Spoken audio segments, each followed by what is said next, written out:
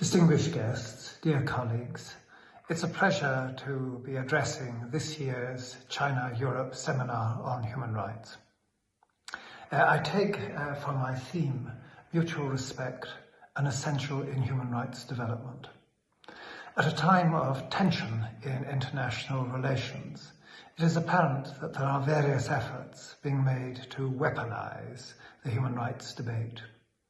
This is seen in the claims that there is a failure on one party to uphold human rights, sometimes to justify sanctions, and generally to attack the standing or legitimacy of the party criticized. The implication, of course, is that the party doing the criticizing stands in a morally superior position to the party criticized. Certain sections in the UK's political parties have been particularly vocal in their use of human rights criticisms to attack other states' parties. As a side observation, these critics are often the same persons who have argued that the UK must exit the European Convention on Human Rights, apparently seeing no irony in demanding adherence by others to a universal view of human rights while rejecting adherence to a European perception of human rights. In the case of the UK, one does not need to be steeped in history to reflect that the history of the British Empire reveals case after case of the destruction of the human rights of peoples across the world. And even today, there are domestic examples of less than perfect conduct in matters engaging human rights. Such reflection should, one might think, encourage a degree of humility and a reluctance to lecture other nations on their conduct in the area. Mutual respect certainly suggests concern should be directed domestically rather than internationally. While I am not here for the purpose of offering advice to UK politicians, nonetheless some observations may be drawn from the political arguments that have emerged. Perhaps the first point is that each nation has evolved, quite often over centuries, its own history, institutions, traditions, ways of living, philosophies. True it is, such evolution has not taken place in a vacuum, but through a process of exchange and learning from other parts of the world.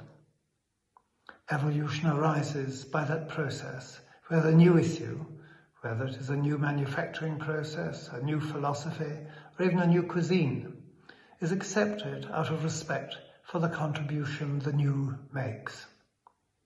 But each nation develops its own characteristics.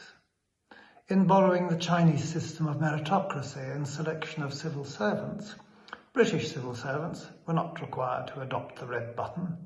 Rather, they traditionally wore bowler hats. Mutual learning over the centuries has enabled societies to develop and flourish.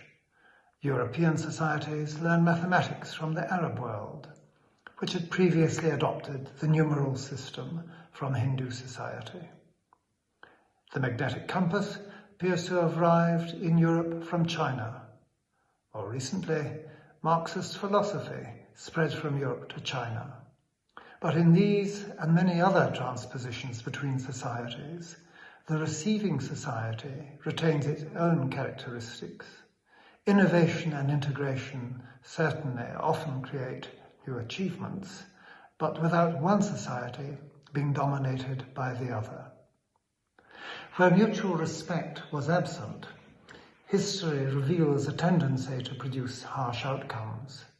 The enslavement of some African peoples, the Holocaust, the Opium Wars, all display one commonality, an aggressive lack of respect based on an assumption of a superiority of one set of peoples over others.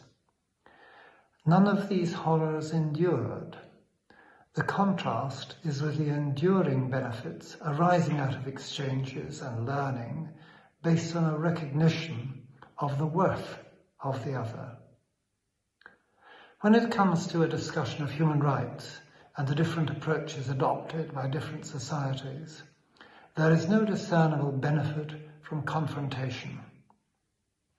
Turning the discussion into an argument over which approach is the superior seems to go against the whole idea of human rights. A discussion based on mutual respect permits understanding of why different approaches may have been adopted in different societies.